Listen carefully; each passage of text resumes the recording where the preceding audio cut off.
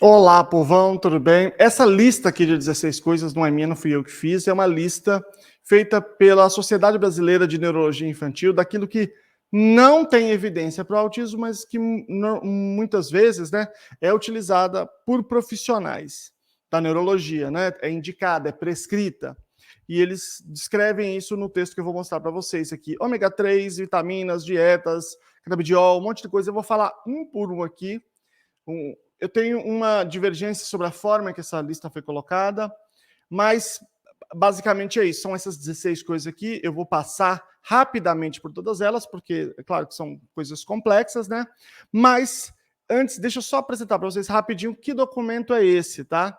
Vamos lá, eu vou colocar aqui para vocês. Vejam, isso aqui é uma proposta de padronização para o diagnóstico, investigação e tratamento do transtorno do espectro autista, feita pela Sociedade Brasileira de Neurologia Infantil. Na verdade, trata-se de um documento que acho, né, que foi inspirado por um outro documento que eles citam, que é esse aqui. Tá? É um documento, é um conjunto de recomendações da Academia Americana de Pediatria. Eles fizeram a primeira recomendação em 2007 e agora essa segunda, a primeira não, a anterior em 2007, e agora em 2020. Demoraram 13 anos, mas fizeram um documento muito robusto, muito mesmo. Aliás, eu sugiro muito que vocês leiam, e que é assim, é muito parecido com o dos neurologistas, a diferença é que eles sintetizaram muito mais, fizeram muito menor, muito mais direto ao ponto, que é identificação, avaliação e manejo de crianças com transtorno do espectro autista, né? Isso aqui não é simplesmente desses autores aqui, é da Academia Americana de Pediatria, é institucional, uma coisa gigantesca que envolve provavelmente a instituição mais preparada do mundo para fazer essa discussão, né? E tem muito disso aqui. Deixa eu apresentar para vocês. Tem várias pessoas aqui, né, vários médicos envolvidos. O que as pessoas talvez mais conheçam é o professor Carlos Gadia, que é do Nicklaus Children's Hospital, da Flórida, nos Estados Unidos, mas é brasileiro e está muito envolvido com as causas do autismo no Brasil. Entre outras pessoas aqui muito relevantes, são Erasmo Caselha, o Hélio Vanderlinder, e, enfim, é um documento muito interessante.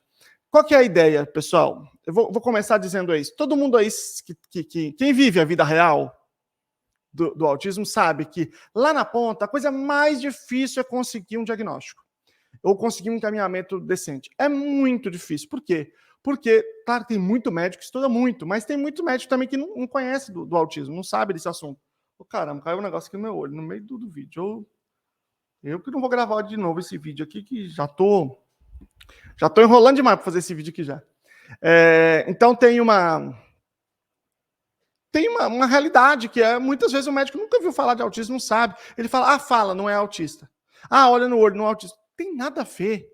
Né? Então eles falaram assim, vamos dar um basicão aqui, vamos oferecer. E eu achei isso fantástico. Isso é muito importante. Parabéns à Sociedade Brasileira de Neurologia Infantil. A Sociedade Brasileira de Pediatria também tem um outro documento, um manual de orientação para os pediatras. Eu já fiz aqui uma live com a doutora Lilbiana Arantes, que é a presidente da Comissão de Comportamento e Desenvolvimento da Sociedade Brasileira de Pediatria, em que ela falou sobre esse documento. Mas vamos aqui voltar a esse. Então, vai falar um pouco do que é o autismo, né, no DSM-5, como é que você faz o diagnóstico, quais são os instrumentos de avaliação, que é muito bom, quais são as principais comorbidades, muito importante avaliar essas comorbidades, como é que você faz essa avaliação. Olha aqui que legal, gente. Eles colocaram aqui quais são os exames que normalmente se pede. Eu vejo, por exemplo, vários médicos pedindo cariótipo, não tem nada a ver, não era mais isso que era para estar pedindo. Então aqui já vai direto no CGH-Ray, sabe? Ou você pede junto com exoma. Enfim, já tem aqui uma base muito legal. E aí vem o tratamento. O que tem evidência para autismo? Eles vão fazer aqui um apanhado, né, disso. Basicamente, terapia ocupacional, fonoaudiologia e ABA, né? Intervenção baseada em ABA. Para ser mais específico aqui para vocês, depois eu falo do que tem evidência e que não tem, tá? E aí eles têm essa lista, olha aqui, vamos lá, vou ler aqui. Dietas, suplementações vitamínicas, de vitamina, né? E vários tipos de abordagens têm sido propostas para o tratamento do TEA. Entretanto, não há evidência científica para que muitas dessas terapias sejam utilizadas. As terapias frequentemente utilizadas em nossos meios, mas que não têm eficácia comprovada especificamente para o TEA, até o momento são. Aí tem essas 16 que são essas das quais eu vou falar, tá? Tem 1 milhão de coisas desse tipo que não são práticas com evidência. Por que essas 1 milhão não está aqui? Porque não dá para colocar 1 milhão. Então, colocou só aquelas que são mais utilizadas, que estão sendo mais disseminadas, né? Esse foi, me parece, o critério. Depois eu já falo de todos eles, e aí está fazendo mais algumas considerações, e aí no final aqui tem as referências, tá? Bom, tem várias referências aqui muito importantes sobre todos os tópicos que eles estão falando, mas eu quero só salientar esses dois aqui, que é o documento da Academia Americana de Pediatria, que é o que eu acabei de mostrar para vocês, que é um documento super extenso, que fala basicamente a mesma coisa, só que muito mais detidamente, né? Diz as mesmas coisas que não tem evidência, a mesma coisa, o que tem evidência, diz as mesmas coisas, gente. Tem nenhuma novidade, porque em ciência não depende da sua opinião, eu acho isso não tem a menor relevância. É o que tem evidência ou o que não tem. E o que tem ou o que não tem são coisas relativamente claras, porque existe um campo, né, o campo da metodologia da ciência, que estabelece isso. E aí nós temos aqui esse segundo, e isso é muito importante mostrar para vocês aqui, ó. Práticas baseadas em evidências para crianças, adolescentes e jovens adultos com autismo. É uma referência de 2020. Só que foram analisados milhares de estudos. Tá? Isso aqui é a revisão mais recente, que é essa aqui, que está... Cadê? Aqui, essa aqui, que eu estou mostrando para vocês agora. Eles pegaram... Então, assim, ó, vamos ver tudo que foi feito com autismo. Todos os estudos que foram feitos. Vamos ver, a gente faz uma avaliação de critério de qualidade e aí usa isso aqui, e aí a gente, se tiver evidência, a gente expõe. Se não tiver, não expõe, porque a gente só vai apresentar o que tem evidência. E olha que legal, gente, tem uma versão em língua portuguesa oficial, lá no site oficial, vocês podem ir lá e baixar. Então, voltando aqui, vou voltar. Por quê? Por que eu quis falar isso? Porque... Por isso que as pessoas precisam estudar a metodologia da ciência.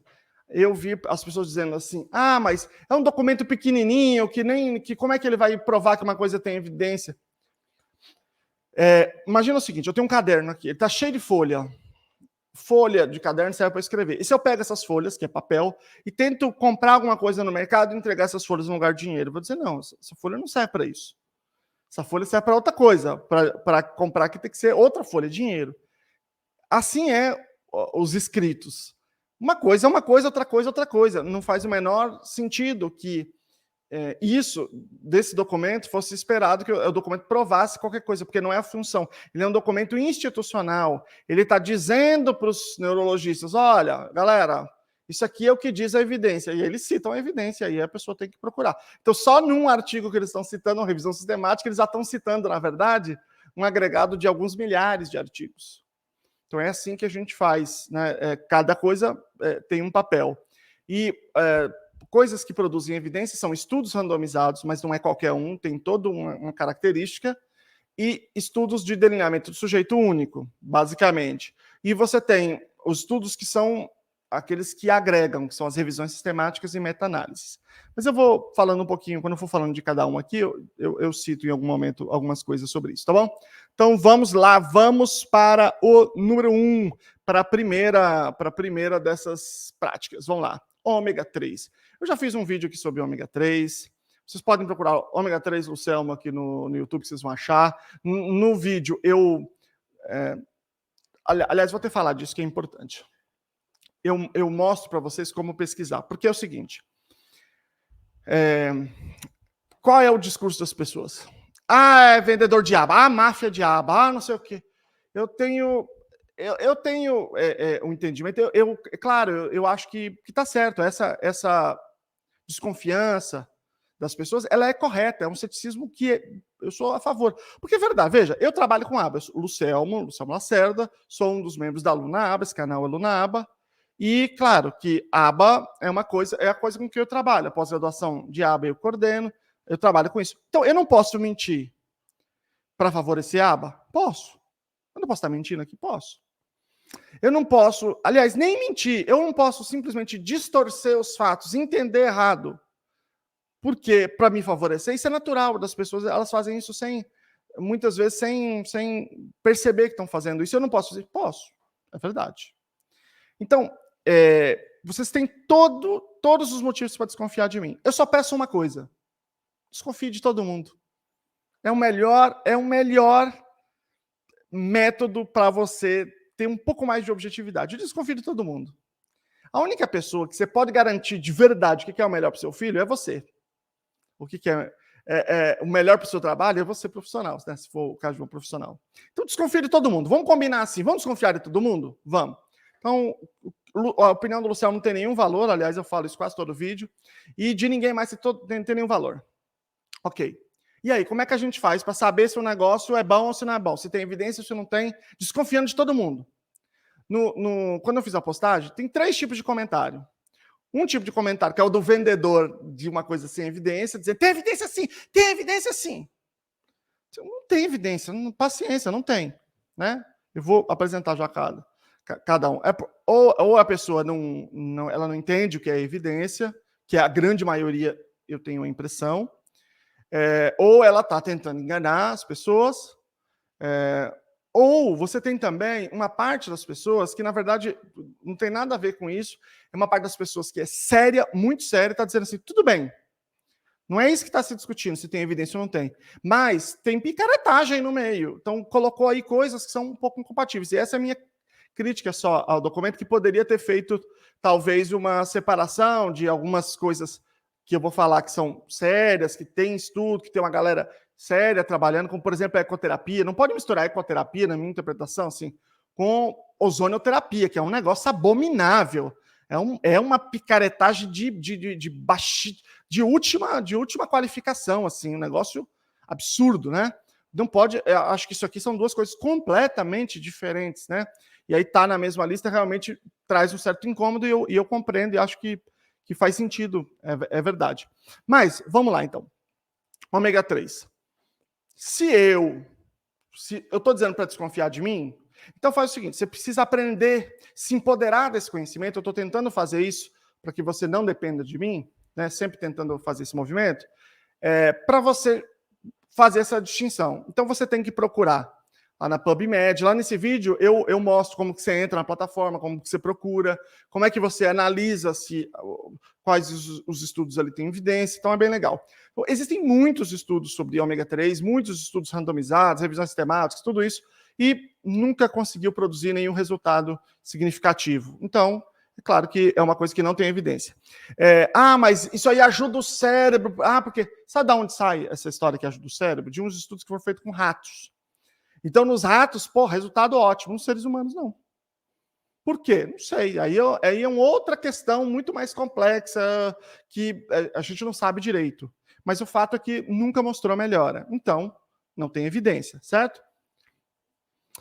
Vitaminas, de um modo geral, tá? Algumas, principalmente as do complexo B, foram muito estudadas alguns anos atrás, depois foi abandonado, meio abandonado assim, porque não demonstraram efetividade, né? E aí veio a vitamina D, essa onda da vitamina D, e aí você tem uma série de estudos, tem estudos bastante promissores, é verdade. Recentemente eu li bastante estudos sobre isso, né, os mais recentes, mais robustos, só que a grande maioria dos estudos, ela não é com pessoas com autismo, vem cá que eu vou te dar, não, pessoas com autismo com deficiência de vitamina D. Aí você suplementa com a vitamina D e vê se isso tem interferência no quadro global do autismo. Aí tudo bem, todo mundo é a favor. Agora, saiu se disseminando que pessoas com autismo têm que tomar vitamina D. Isto é um absurdo. Um absurdo perigosíssimo. Perigoso. Isso pode ter várias implicações em termos de hipervitaminose, um monte de coisa. O médico que propôs isso, apesar de ser uma pessoa bem informada, com uma formação excelente, né, o que ele estava disseminando é um terraplanismo completo. Né? Não é verdade o que ele estava disseminando, tanto que ele tá, inclusive, agora suspenso da medicina. O Conselho de Medicina, gente, eles são muito corporativistas. A coisa mais rara no mundo é eles suspenderem alguém. É só quando o bagulho é bravo mesmo. Não é coisa simples, não. Só suspendem quando o negócio é feio. Né?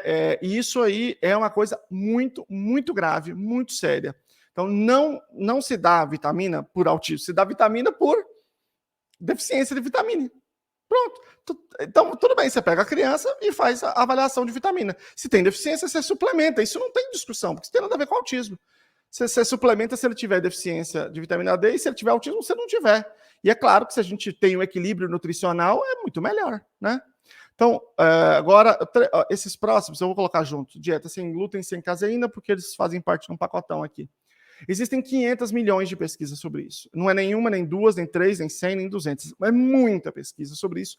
Todas elas com o mesmo resultado, não tem efeito nenhum positivo. Tá? Sobre o autismo. O que tem efeito é sobre pessoas que têm problemas gastrointestinais. Se a pessoa tem uma doença celíaca, se ela tem autismo, ela tem que fazer uma dieta sem glúten. Se ela não tem autismo, também não tem nada a ver com autismo, tem a ver com a doença celíaca. E pessoas com autismo têm uma incidência um pouco maior de transtornos gastrointestinais. Então, o ideal é fazer uma avaliação num gastro. Minha sugestão, não vá num médico de autismo, que não tem nada a ver uma coisa com a outra. Gastro é gastro, tem que ir no especialista. A pessoa tem autismo, aí de repente as pessoas acham que ela é só autista, só isso. Só vai no médico de autismo. Não, tem que ir nos médicos, como qualquer criança vai. Então a gente esquece esse campo. Essa é a primeira sugestão. E esse é um campo assim especial para a picaretagem. Especial, né? Que eles ocupam muito, né? Portanto, essas pessoas que estão nessa fronteira associando isso ao autismo, em geral, são pessoas que estão nesse naipe aí. O que é importante dizer sobre isso? Que, bom, se você fizer dieta sem glúten, sem caseína, sem haver problemas gastrointestinais, você está expondo a criança a inúmeros riscos gravíssimos, aumento de probabilidade de doenças cardíacas, diabetes tipo 2, redução de oportunidades sociais e o aumento drástico da probabilidade de uma coisa gravíssima, que é a seletividade alimentar. Uma das coisas mais graves do autismo. E o que é importante, outra coisa importante dizer sobre isso? Gente, isso não tem nada a ver com dieta saudável. Dieta saudável é fantástico, fenomenal. Né? Uma nutrição equilibrada, meu Deus, é para todo mundo. Tem evidência para todo mundo. Para a espécie humana tem evidência. Né? Você comer com fruta, comer uma coisa diversificada, digamos assim, o ponto máximo da dieta é a diversificação, o equilíbrio. Tudo isso é fantástico. Não é disso que nós estamos falando. Não está falando de ficar dando açúcar para criança, para comer só doce, não é disso. Alimentação saudável, sim. A alimentação restringindo quase tudo que a criança come, que alguém falou no YouTube que faz bem, a não ser que tenha um problema gastrointestinal, isso é um problema para a criança. E todas as pesquisas dizem isso. Inclusive, eles citaram uma pesquisa que é uma que eu já trouxe no meu vídeo, uma da Pediatrics. O Alisson Motter já citou essa pesquisa. Por que um monte de gente cita essa pesquisa, essa grande revisão sistemática? Porque tem uma baita de uma descrição, uma metodologia muito pesada. Quanto mais rigorosa, mais confiança a gente tem na pesquisa, tá? Vamos lá. Ecoterapia. Então, o que eu estava querendo dizer lá é que talvez pudesse ter uma divisão entre coisas que não têm plausibilidade, não tem muito sentido, ou já estão bem demonstradas que não funcionam, ou outras coisas que a gente está pesquisando ainda, que estamos caminhando, e que possivelmente em algum momento teremos evidência, porque tem estudo sendo feito, que tem pessoas sérias trabalhando. Esse é o exemplo da ecoterapia, uma coisa muito séria, né? Muitas pessoas muito legais, muito sérias, fazendo pesquisa científica de verdade, inclusive no Brasil. Então, é um campo que nós podemos dizer que nós não tem evidência, isso está claro, porque quem é sério não tem problema em admitir as coisas, né? Um nível em que a gente está caminhando. Não tem evidência, mas tem uma caminhada muito interessante. Além disso, uma coisa importante, a ecoterapia ela também pode ser pensada como uma ferramenta dentro de uma outra intervenção. Ela é um modelo terapêutico, um método terapêutico, tudo isso, mas ela também pode ser, por exemplo, dentro de uma intervenção baseada em aba, se eu vou trabalhar com o indivíduo contato visual ou algum tipo de situação reforçadora, a ecoterapia pode ser utilizada nesse contexto como uma atividade reforçadora ou para criar uma situação reforçadora para o indivíduo manter contato visual, coisas assim. Além disso, lembrando, estou falando de autismo, não estou falando de outras questões, né? Por exemplo, eu disse que pessoas com autismo muitas vezes têm maior probabilidade de transtornos gastrointestinais, e uma parte desses transtornos exigem que se faça atividades para fortalecimento da musculatura do core, né? Que é uma das coisas que a ecoterapia faz, tá? Então vamos lá, próximo. Estimulação neurosensorial. Se você tiver curiosidade, entra na internet, põe esse nome, que você vai ver 500 mil descrições muito diferentes. Tem gente dizendo que é igual à integração sensorial, outros dizendo que é igual à intervenção multidisciplinar, que envolve todos os profissionais, uma intervenção eclética, outros dizem que é psicomotora de TO, outros dizem que é de TO, que envolve um monte de coisa. Então, esse tipo de descrição que é imprecisa, isso torna praticamente impossível de você fazer pesquisa científica rigorosa, porque não é o nome que tem evidência, o que tem evidência é um processo. Mas se um processo é feito por todo mundo, cada qual do seu jeito, então isso obviamente não pode ser uma prática que você pode garantir que funciona. Então, integração sensorial de Aires funciona. Tem evidência, não tem discussão. Estimulação neurosensorial, não. Deixa eu botar um caso aqui que eu acho que vai ser bem interessante para a gente refletir, para vocês entenderem o que eu estou querendo dizer. É porque, como eu disse, né, existe um problema no Brasil muito grave de formação. Isso embanana tudo, né? Porque as pessoas se confundem. Tem uma pesquisa, o último PISA, né, que é a avaliação de estudantes no Brasil, que mostrou que só 0,2% dos brasileiros é que sabem interpretar um texto direito. Então, imagina, é muito difícil, né? Quando você pega o pessoal que está avaliando os textos, que está fazendo essa discussão na internet. Realmente é difícil. Vamos lá. Olha isso aqui. Vocês vão entender onde eu quero chegar. Existem duas grandes iniciativas de pesquisa no mundo para dizer o que funciona e o que não funciona para autismo. Uma é essa aqui que vocês estão vendo. National Standards Project, é o projeto de padrões nacionais, tá? Dos Estados Unidos, está na segunda fase. A primeira fase foi em 2009, a segunda em 2015, a terceira estão fazendo ainda, não sei quando que termina. Essa é do National Autism Center, né, o Centro Nacional de Autismo da May Institute, que é um centro da Universidade de Maryland. Então, eles fizeram uma meta-análise ao nível mais alto de evidência, muito, muito fera. Mas muito barra pesada, a maior, acho que da história, assim, do autismo, nada é parecido com isso aqui. E é meta-análise, quer dizer, é um negócio ainda mais absurdo. É uma coisa super difícil. Bom, aí eles vão apresentar como que eles fizeram isso. Então, não é uma coisa de qualquer jeito, eles têm a metodologia, é assim que se faz uma revisão sistemática. Olha aqui, esse aqui são os pesquisadores, tá? Que participaram, só para vocês terem uma ideia. E eles vão dizer como é que eles fizeram a seleção dos artigos, como é que eles analisaram, qual era o critério de qualidade. E eles descrevem isso no documento de modo que você, na sua casa, pode dizer assim, deixa eu ver mesmo se esse pessoal não está mentindo aí, não está querendo tirar uma coisa aqui que é boa. Você pode fazer na sua casa, um desafio, estou fazendo para você, um desafio agora. Aceita o desafio? Faz aí na sua casa. Replica a revisão sistemática. Aí você fala, pô, aí beleza, aí eu sei que o negócio é legal. E aí eles colocam esses vários cientistas, e aí é um mecanismo bem complexo, em que eles dois analisam o artigo, e aí se os dois consideram que eles atingiram aquilo ali, eles entram para o estudo, se não, eles vão discutir e avaliar caso a caso. Então é tudo muito, muito rigoroso, tá, gente? Bom, aí eles têm 3 listas, e é por isso que eu queria mostrar isso aqui para vocês.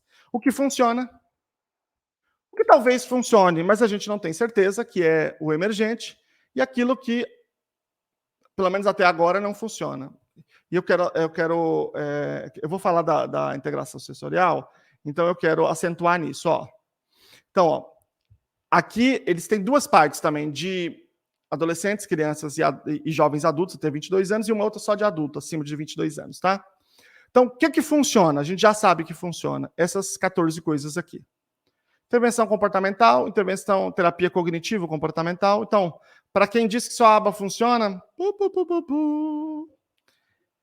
não é verdade. Então, aqui você tem esse aqui, que é terapia cognitivo-comportamental, e o restante é baseado em aba. Terapia cognitivo-comportamental, apesar de ter o nome comportamental, é uma outra coisa completamente diferente, tá?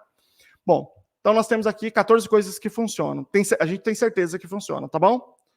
E aí, eles vão apresentar uma por uma aqui o que é cada uma dessas 14. Então, eles explicam, eles dão um exemplo, eles falam quantos estudos na prática, não é conversa, não, na prática, foram feitos de cada um deles. Então, nesse caso aqui, foi 298 na primeira fase, mais 155. Ou seja, é uma quantidade gigantesca, mais de 400 vezes que isso aqui foi testado. Então, acho que dá para saber que funciona. E aí está dizendo aqui para que funciona. Todas as coisas para qual funciona, que habilidades que dá para ensinar com isso e tal.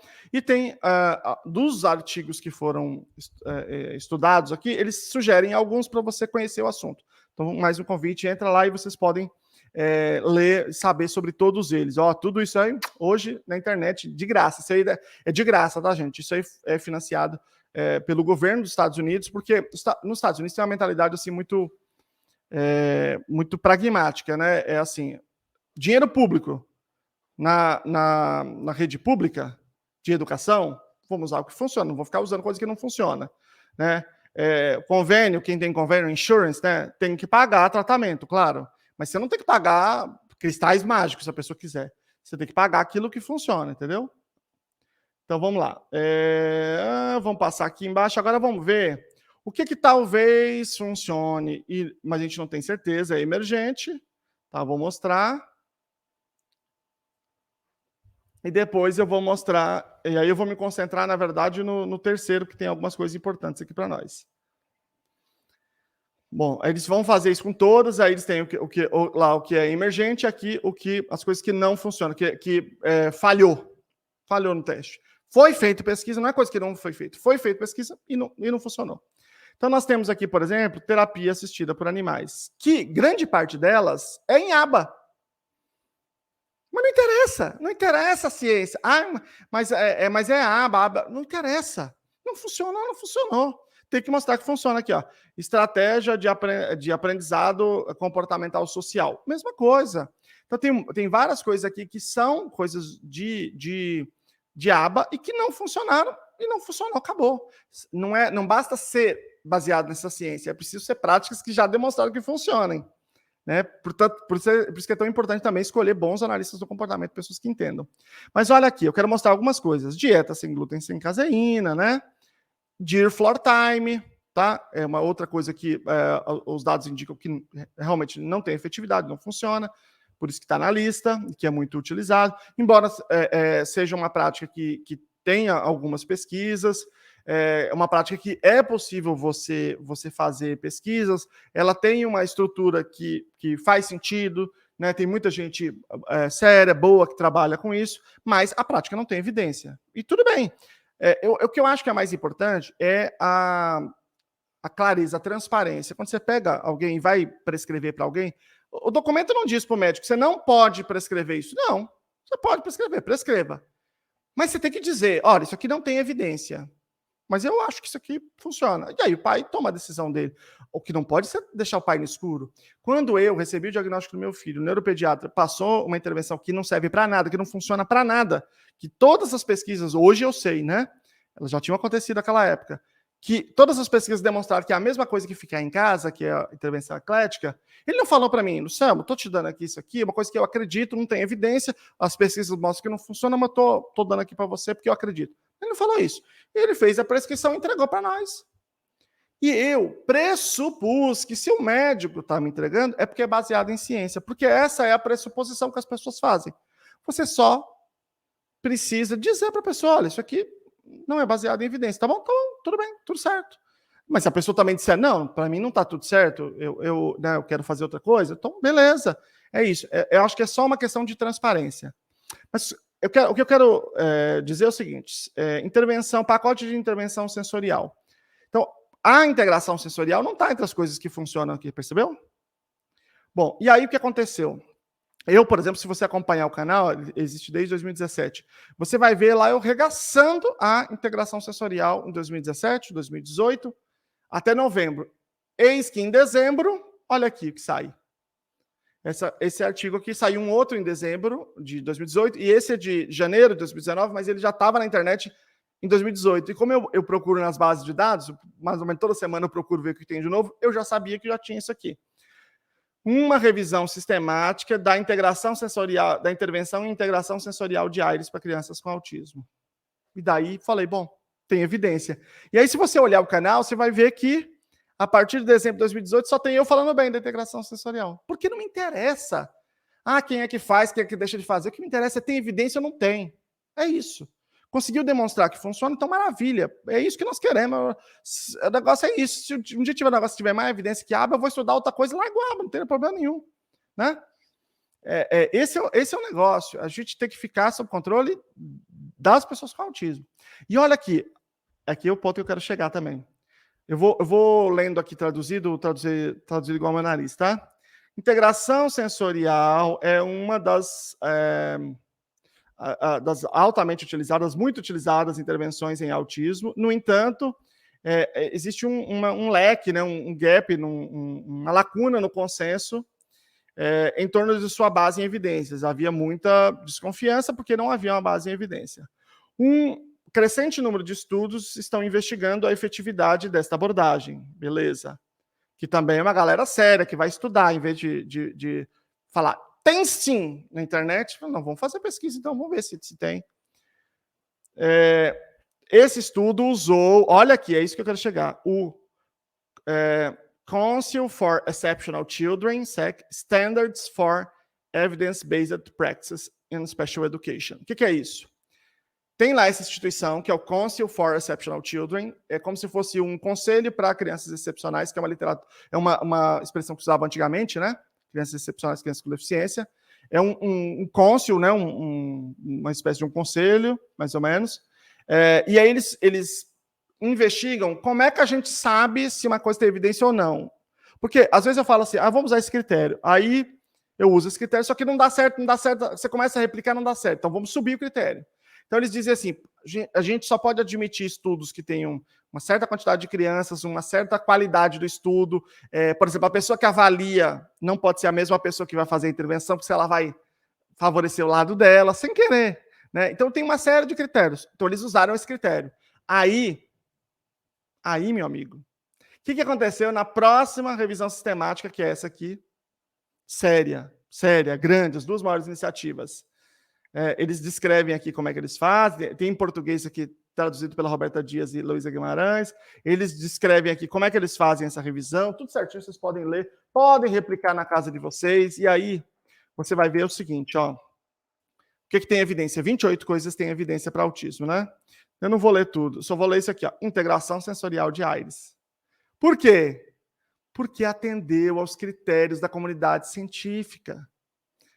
Os critérios da metodologia da ciência. Não é assim, gente, ó. Aí eu não gosto dele, então não tem evidência. Não pode ser assim, né? É assim, ou tem evidência ou não tem evidência. E aí eu tenho que pegar esses padrões. Não é porque saiu um documento em algum lugar chamado meta-análise ou revisão sistemática. Não é por isso. É porque essa revisão sistemática ou essa meta-análise atendeu a esses padrões internacionais. Lê lá, por exemplo, a recomendação dos pediatras. Lá também tem um conjunto de padrões muito rigoroso. Eles falam assim, ó, o nosso padrão é esse aqui, lá em cima, a régua lá em cima. E eles vão dizendo, quem é que atende esses padrões aqui? Tal, e tal, e tal, e tal, e tal, e tal coisa. Então, isso aqui a gente tem certeza que funciona. O resto a gente não tem certeza que funciona. E sempre que a gente não tem certeza que funciona, a gente primeiro garante que funciona, depois a gente começa a oferecer na clínica. Esse a gente começa a recomendar, prescrever para as pessoas, né? Então, para vocês entenderem que não tem ninguém pegando no pé de ninguém, não tem ninguém que quer favorecer ninguém. O que neurologista quer favorecer quem? Aí teve alguém que falou, não, os planos de saúde. Plano de saúde, aba. Plano de saúde quer ver o diabo e não quer ver a aba. Por quê? Porque a aba é sempre muito intensivo, é sempre muitas horas. É a coisa que eles mais detestam é isso. Eles é os que... Na verdade, quem faz a maior pressão por coisas sem evidência no Brasil são os planos de saúde. Eles é que fazem a maior pressão. Mas vamos lá, vamos continuar. Ozonioterapia. Isso aqui, gente, isso aqui é um absurdo. É um absurdo. Então, em primeiro lugar, deixa eu dizer assim, o que é isso aí? Para quem não sabe, tá? Eles pegam um cano com ozônio, que é uma molécula com 3 átomos de oxigênio, e enfiam no ânus da criança, do adolescente ou do adulto, e lá injetam ozônio, esse essa coisa, que é uma coisa abrasiva, tá? Abrasiva, machuca. Então vamos lá. Primeiro lugar, não faz o menor sentido, não tem nada a ver uma coisa com a outra.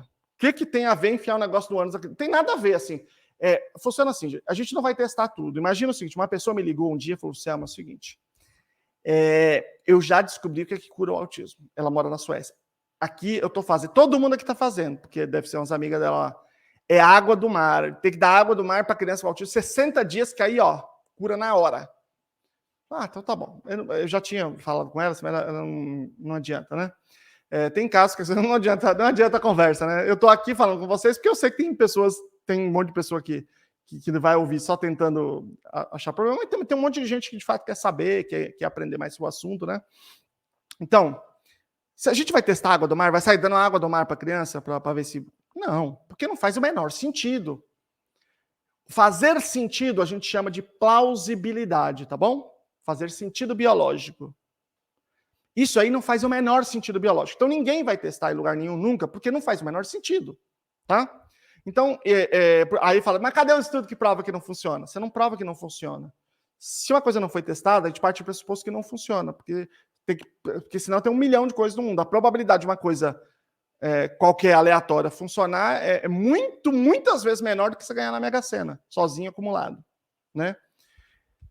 Bom, então isso aí não tem o menor sentido. Então ninguém vai fazer pesquisa por uma coisa que não faz o menor sentido. Além disso, não iria passar nunca fazendo nenhum sentido. Tem coisa que não faz sentido e acaba tendo pesquisa porque muita gente usa. Mas nesse caso, jamais. Por quê? Porque tem uma violação da dignidade do indivíduo. Eu pego um negócio e enfio no ânus do indivíduo porque eu acho que um picareta falou um negócio sei aonde. Se um pai nos Estados Unidos fizer isso, é na hora que ele perde a guarda, mas não tem conversa. A guarda não, ele perde o poder familiar na hora. Cancela a paternidade e faz outro certidão de nascimento para outra criança. Não tem conversa, porque isso aí é inadmissível, gente. E ainda mais você está enfiando um negócio abrasivo dentro, para machucar mais ainda. E uma coisa que não faz o menor sentido. Percebe o tanto de absurdo que é? Bom, ozonoterapia é o seguinte, presta atenção.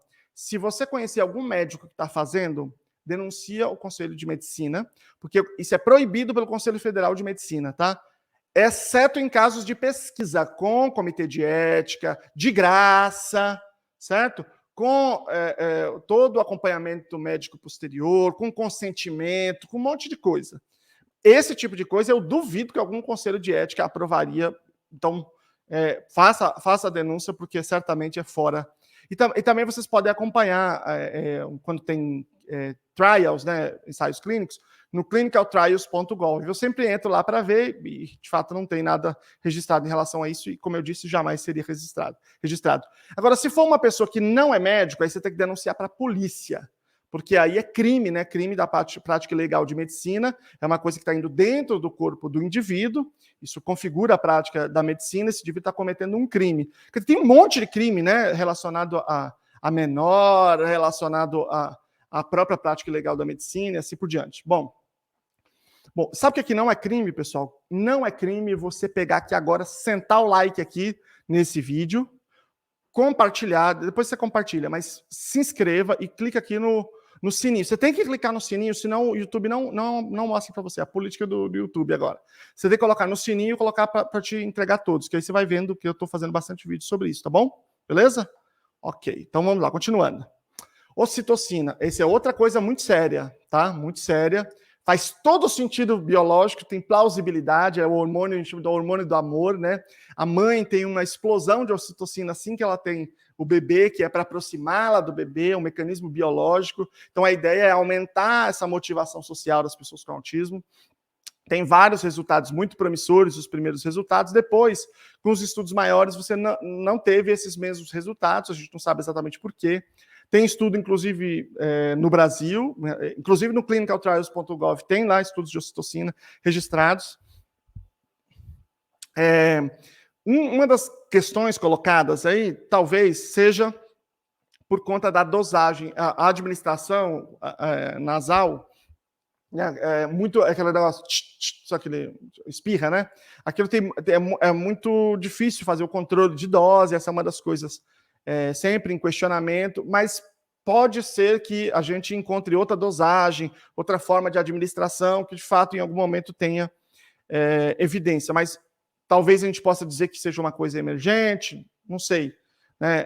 Precisaria de uma classificação um pouco mais precisa, né? Mas eu já li muitos estudos sobre ocitocina, muitos, tem uma galera muito séria trabalhando com isso. Uma parte tem resultado, uma outra parte, a parte principalmente dos estudos maiores, não mostraram esse mesmo resultado. Então, está em suspenso aí, né? Pode ser que no futuro isso tenhamos novidades aí. Quelantes de metais pesados. Até esses dias fiz um vídeo sobre uma moça que falou que o autismo era uma doença degenerativa, neurodegenerativa causada por ingestão de metais pesados, acúmulo, o que é um absurdo. Uma pessoa depois escreveu que ela disse que se retratou e tal, que bom, né? Acho que isso é muito importante, essa atitude. Então, isso aí nasce da ideia de que o autismo é produzido por intoxicação, o que é um absurdo. Um absurdo que ainda hoje é disseminado. Que é uma das bases da conversa daqueles picareta lá que criaram a história de que vacina causava autismo, né? O Andrew Wakefield, né, que levou uma propina, uma bolada para poder fazer essa picaretagem aí. Também ele tinha registrado uma outra vacina patenteada que ele queria vender. Enfim, é uma carreira só de picaretagem. Depois ele perdeu o registro de medicina, ele pegava as crianças e dava dinheiro para as crianças falar uns negócios, dar umas declarações. Era um negócio assim, bizarro, assim, um nível que você fala, será que isso é verdade? Se tiver um filme, você fala, será que isso é verdade? Que o negócio é bizarro, assim.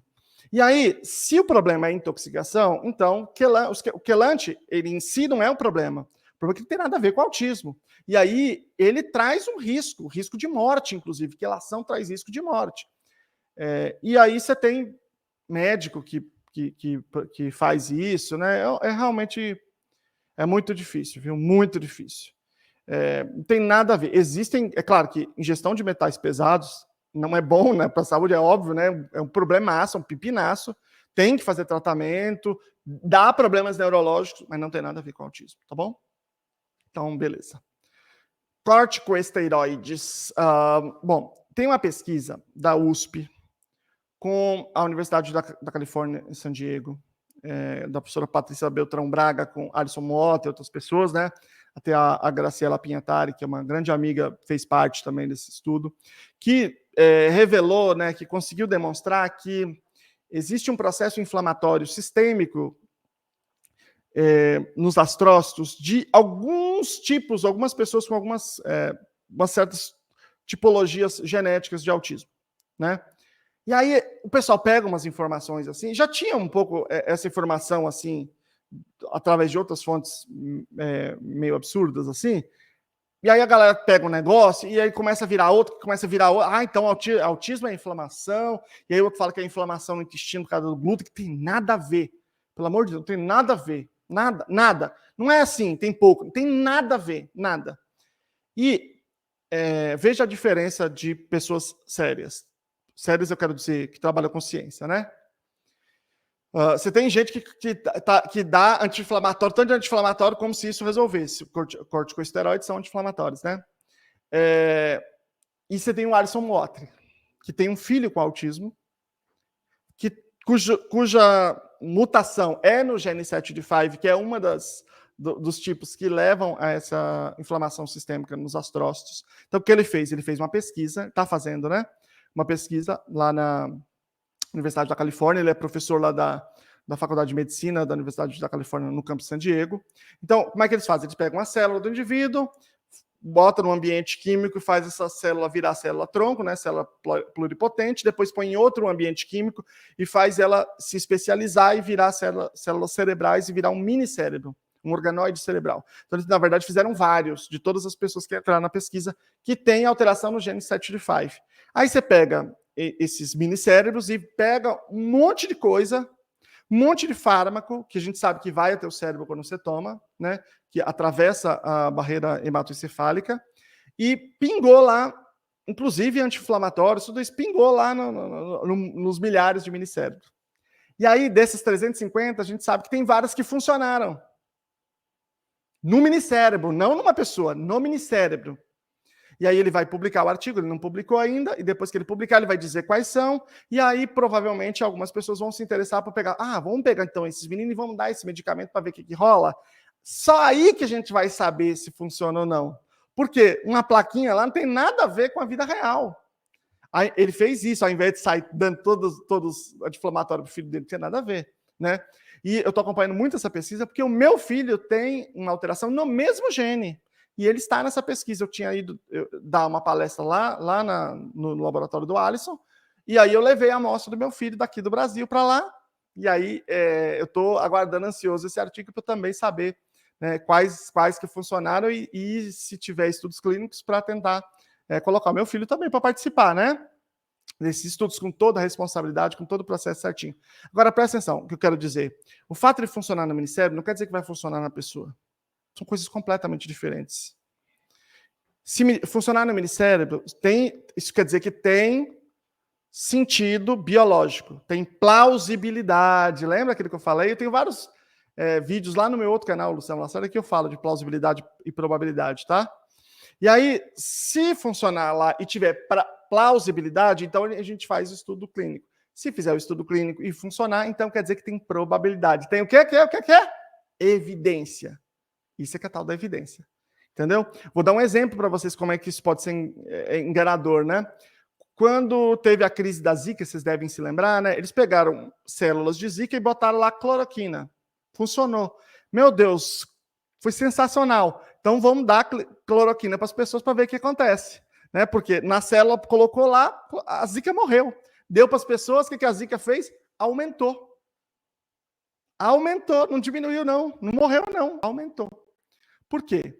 Porque uma coisa é uma célula dentro de uma placa, outra coisa diferente é uma pessoa que você pega e dá um negócio para ela. Tá bom? É isso que eu estou falando que é responsabilidade científica, né? Se fosse tão simples quanto essas pessoas acham que ela é bom demais. Imunoglobulina, existe uma linha de pesquisa de gente que está tentando estudar essas ferramentas da imunoterapia para autismo. Tem alguns dados, mas dados ainda muito iniciais. Isso não é ainda, pelo menos, tratamento para autismo. Célula-tronco, a mesma coisa. Muito provavelmente no futuro nós vamos ter tratamento genético, mas hoje não tem. Tá? Quem está vendendo isso aí está vendendo uma ilusão, uma ideia fantasiosa que você dá um negócio. Não é. Isso não é tratamento para autismo. No futuro, provavelmente a coisa vai ser desenhada individualmente. Vou dar um exemplo aqui. Você pega o 7D5, esse gene do meu filho, é um gene lá no meio que está com a expressão trocada. Então ele devia fazer uma certa síntese de proteína e ele não está fazendo, está fazendo outra coisa. Então, o que talvez no futuro a gente vai ter? Pega um vírus, né, um vetor viral e faz uma tecnologia que a gente chama de CRISPR, que como se fosse uma programação para ele ir lá no gene e consertar a expressão desse gene. Então, ele muda a expressão da letra no gene e aí ele passa a produzir, a sintetizar aquilo que ele deveria sintetizar e que sintetiza, de modo geral, nas pessoas que conseguem desenvolver as habilidades. E aí, essa é uma esperança no futuro. E aí, para uma pessoa vai ser uma coisa, para outra pessoa outra coisa, vai ser personalizado. Então, no futuro é uma possibilidade. Hoje, não é verdade. Quem está vendendo isso aí está vendendo uma coisa. Tudo isso, quando não é testado, gente, é sempre potencialmente muito perigoso, tá? Isso é uma regra, tá? Óleos essenciais. Eu já fiz um outro vídeo, pode procurar no Selma, óleos essenciais no autismo, no YouTube que vocês vão achar. Enfim, o que eu fiz? Entrei lá na PubMed, que é a maior base de dados, peguei todos os estudos, expliquei para as pessoas quais estudos tem. Tem estudos muito sérios que avaliam óleos essenciais para ansiedade e para sono de pessoas com autismo sem nenhum efeito, zero efeito. Então, se quer fazer um cheirinho, quer um incenso, porque acha que é gostosinho, tudo bem. Mas não pode ser que é terapia para autismo, né? Não tem nada a ver. E fazer uma pontuação importante, tem que tomar muito cuidado, porque temos casos registrados, bem documentados, de morte de pessoas nessas terapias com óleos essenciais, tá bom? E nesse vídeo lá eu coloco o estudo, vocês podem ler o estudo que demonstra isso, tá? Sunrise, Padovan e psicanálise. Eu não entendi por que eles botaram tudo numa coisa só. Sunrise, gente, é um negócio que surgiu nos Estados Unidos algumas décadas atrás e Os primeiros estudos, porque acontece o seguinte, deixa eu explicar. Em 2001, foi a lei No Child Left Behind, nos Estados Unidos, nenhuma criança deixada para trás, que é uma lei que disse o seguinte, olha, não pode, educação especial não pode gastar dinheiro com coisa que não funciona, só vai gastar dinheiro aqui com o que funciona. No sistema público, tá? O sistema particular faz o que quiser. Então a gente só vai gastar o que tem evidência. E aí tinha que dizer o que tem evidência para as pessoas poderem saber fazer, né? Então, por exemplo, pode fazer Sunrise, né? Pode gastar o dinheiro público com isso. E aí, eu me lembro de ter lido uma série de estudos nesse momento, estava investigando ainda como é que a gente concluía que uma coisa tinha evidência ou não. Ele estava estudando ainda esses processos metodológicos de avaliação. E eu me lembro, eu acho que é o do Simpson, de 2005, mas não tenho certeza, que ele diz assim, olha, o Sunrise não dá nem para avaliar, porque é uma descrição tão genérica que cada um faz uma coisa diferente. Então, é uma descrição assistemática, que não dá nem para fazer pesquisa científica nenhuma, né? Então, não tem nem avaliação científica nenhuma. Padovan não tem nenhuma avaliação científica também, nenhum. Você não vai achar artigo, nada, não vai achar estudo nenhum. Porque não tem, não sei, eu não sei como que os médicos prescrevem uma coisa sem ter nenhuma pesquisa, eu não sei, enfim, mas não tem. Psicanálise não tem aplicação para nada conhecido na vida humana. É uma pseudociência do tipo astrologia, do tipo assim, Marte está alinhado com Vênus, não sai de azul. Mas a diferença é que ele está na universidade, ela parece, mas tem uma linguagem mais parecida como se fosse ciência, mas não é. Isso também não é nada que eu estou dizendo aqui, não é nada novo, né? Mas o caso do autismo, especialmente, esquece a outra coisa a gente discute em um outro contexto. Vamos falar só do autismo. No caso do autismo, é especialmente absurdo o tratamento, é especialmente absurda a visão que eles têm sobre o autismo. É uma aberração, assim, né? E quem está falando para vocês aqui é uma pessoa que era fanática por psicanálise. Eu li tudo, assim, tudo do Freud, tudo do Jung, tudo do Erich Fromm, tudo do Reich. Eu li 500 mil coisas. Eu tenho artigo, estudo científico publicado com análise psicanalítica. Eu era fanático, eu era alucinado, eu tinha uma fixação. Mas depois, antes eu sabia que era ciência, né? Depois que eu soube, enfim, aí eu tive que me redimir. Então, no caso do autismo é especialmente absurdo, mas de fato não tem aplicação para nada na espécie humana. Agora, psicanálise como filosofia é outra coisa. Essa clínica, pensa como filosofia, né? Por exemplo, o Erich Fromm é muito legal, mas como clínica é um absurdo. E a maior parte dos países não existe mais, né? Nem se vê na faculdade, mas no Brasil ainda se vê. Não só no Brasil, outros países também, França, alguns outros países, Argentina. Floor time. O Dear Floor Time, na verdade, né? Ele é uma espécie, uma sofisticação do Sunrise, tem uma certa semelhança, mas ele é mais estruturado, né? Ele é um modelo que é sério, que é organizado, que tem uma galera que produz alguns estudos científicos, mas não tem evidência. Até hoje não conseguiu demonstrar efetividade. Ou seja, como é que funciona, pessoal? Você pega um tanto de criança, avalia as suas características, e você implementa a intervenção, e depois você avalia se elas melhoraram. É isso. Só que tem várias formas de fazer isso para evitar que a gente se engane. Por exemplo, quem vai avaliar a criança não é a mesma pessoa que está aplicando, porque senão ela vai favorecer o lado dela. Tem que ser uma outra pessoa que não sabe qual a criança fez, qual a criança que não fez. E se tem uma série de outras metodologias. Então, não conseguiu demonstrar, de fato, efetividade, né? O floor time. Mas ele pode se transformar, ele pode mudar as suas práticas, ele pode incorporar novas coisas e pode ter novos estudos e pode passar a funcionar. Espero que assim seja, espero que a galera faça mestrado, faça doutorado. Acho que tem uma coisa muito importante, a galera sempre tem um conspiracionismo. Não, porque não sei quem que ganha dinheiro, não sei de quem. Presta atenção. Quem é que está pagando propina para todos os neurologistas do mundo, para todos os pediatras do mundo inteiro, para todo mundo dizer que não sei quem que funciona e não o outro? Sabe? Não funciona, paciência. A gente pode. Você acha que funciona? Pode fazer funcionar? Então, vamos fazer mais estudo para ver se a gente consegue melhorar isso. Quanto mais opção tiver, melhor. Não tenha dúvida, mas opção que funciona, né?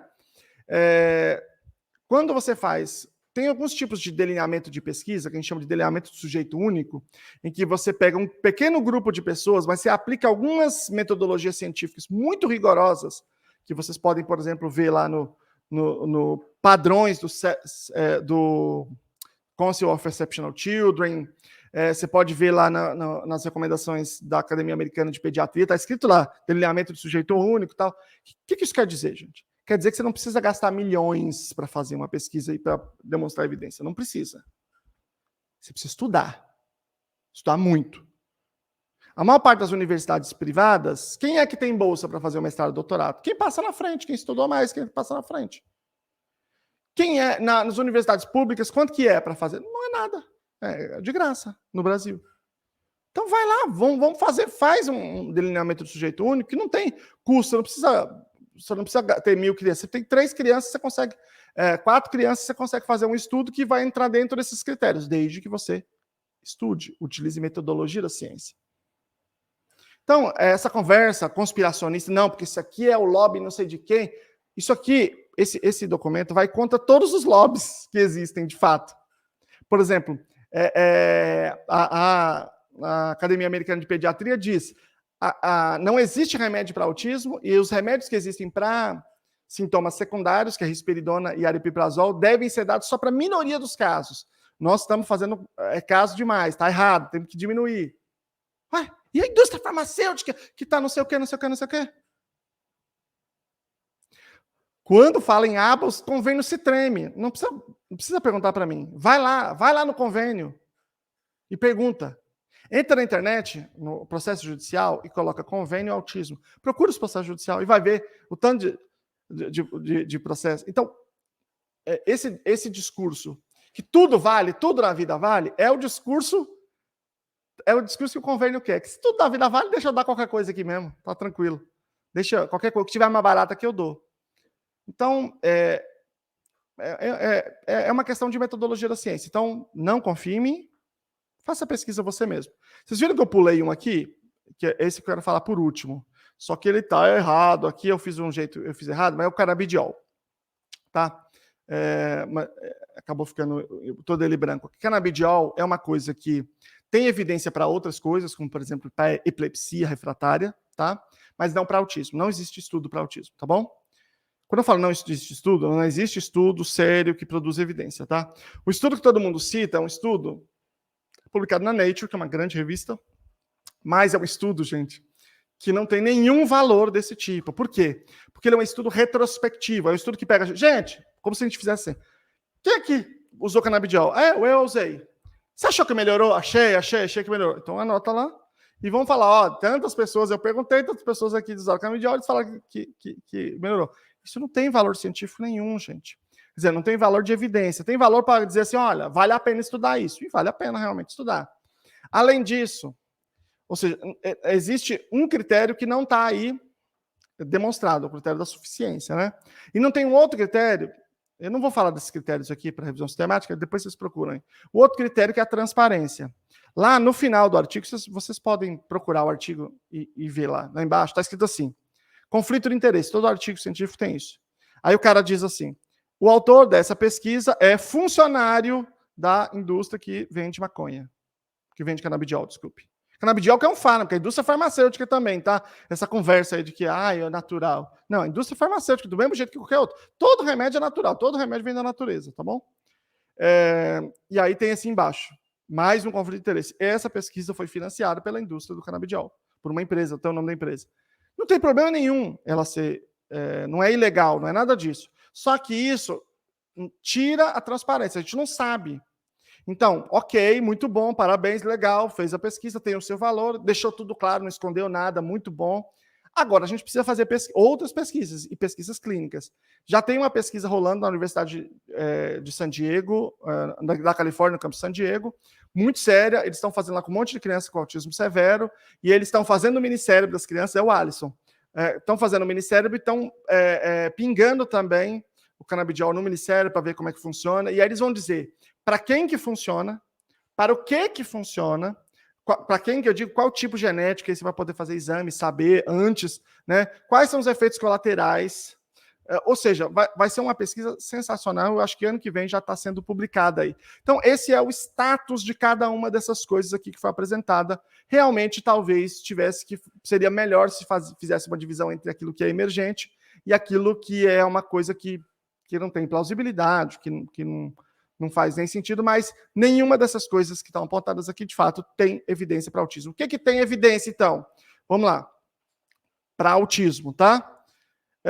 Nós temos ABA, terapia cognitivo-comportamental, integração sensorial de AIRES, intervenção e instrução mediada por tecnologia, intervenção mediada por música, incluindo musicoterapia e exercício e movimento. Então não é só ABA, sorry, tem muita coisa bacana e vem para o lado da ciência, tá bom? Um abraço.